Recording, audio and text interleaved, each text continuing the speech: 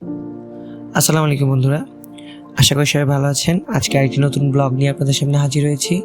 আজকে আমরা কথা বলবো এমন একটি খাবারের জার্নি নিয়ে যার স্বাদ, গন্ধ আর ঐতিহ্য একসাথে মিশে আছে, আর সেটা হলো পেশোয়ারি টেলস। এটি কুমিল্লা কান্দিরপাড় হতে রানীর বাজার রোড সংলগ্ন কেএফসির পেছনে অবস্থিত। আমরা যখন গিয়েছিলাম তখন প্রচুর ভিড় ছিল এবং ভেতরের অ্যাম্বিয়েন্সটা অনেক সুন্দর ছিল।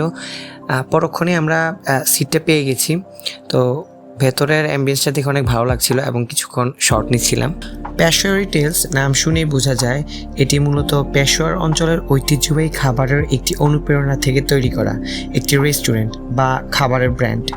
এখানে আপনি পাবেন মূলত আফগান প্রস্তুত ধাঁচের রিচ, ফ্লেভারফুল এবং ট্রেডিশনাল খাবার, যেমন পেশোয়ারি স্পেশাল নেহারি, নল্লি নেহারি, জাফরান পোলাও, পেশোয়ারি বিফ, পেশোয়ারি মাটন, কাবুলি পোলাও। আমরা দেরি করে যাওয়ায় তেমন কিছু অর্ডার করতে পারিনি, সো সেখানে শুধু পেশোয়ারি স্পেশাল নেহারিটাই ছিল, আর বাকিগুলো সব শেষ হয়ে গিয়েছে। তো সেটাই অর্ডার করেছিলাম, সাথে নান অর্ডার করেছিলাম। তো খাবারের টেস্ট লাজবাব ছিল, খুবই ভালো ছিল।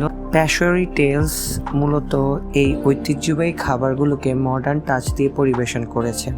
তাদের খাবারের প্রেজেন্টেশন যেমন সুন্দর ছিল, খাবারের স্বাদও ছিল অতুলনীয়। তো আমি সাজেস্ট করব যারা পেশোয়ারি খেতে চান তারা অবশ্যই একবার হলো সেখানে যাওয়া উচিত।